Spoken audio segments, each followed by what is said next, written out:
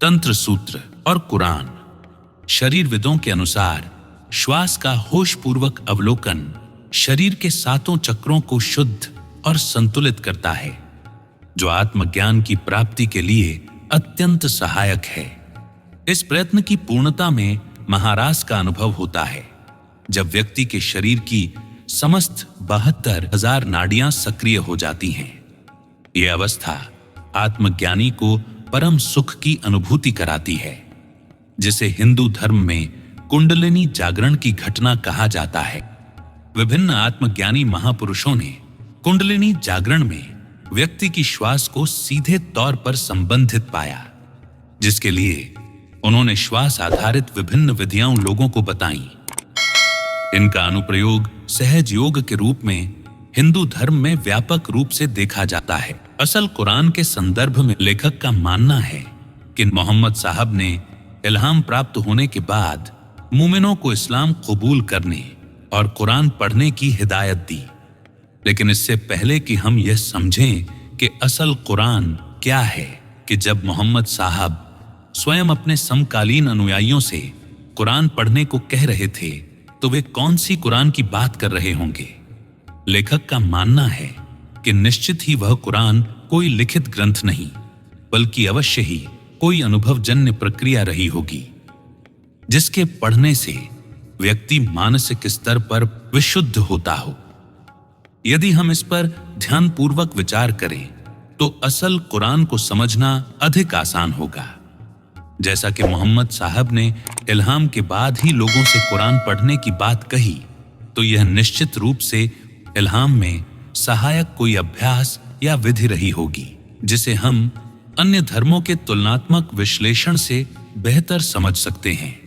कुरान का शाब्दिक अर्थ है पुनरावृत्ति या दोहराव, जिसे यहां श्वास की पुनरावृत्ति या दोहराव से जोड़ा गया है।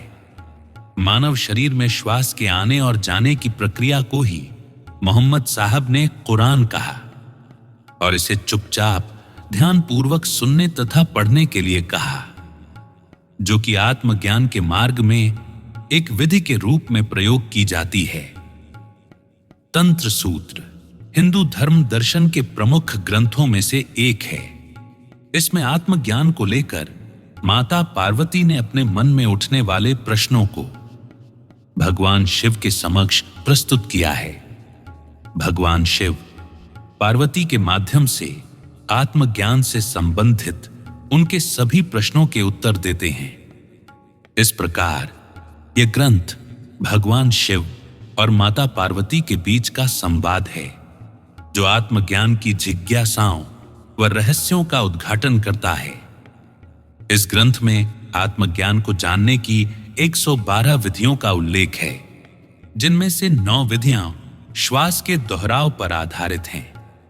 इनका वर्णन स्वयं भगवान शिव माता पार्वती से करते हैं।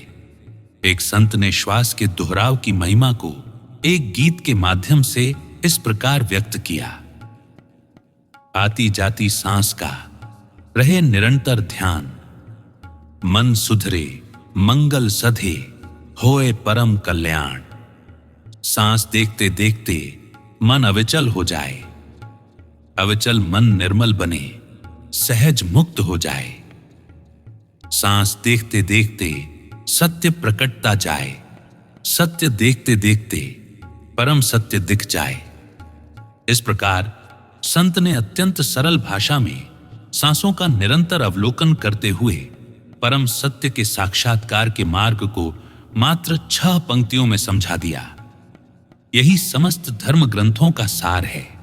इस प्रकार सभी तथ्य श्वास प्रक्रिया आने व जाने को ही परम ज्ञान में सहायक सिद्ध करते हैं, जिसे मोहम्मद साहब ने अरबी भाषा में कुरान पुनरावृत्ति या दोहराव कहा। इसी के आधार पर हम ये कह सकते हैं कि मोहम्मद साहब ने प्राणायाम को ही कुरान कहा है।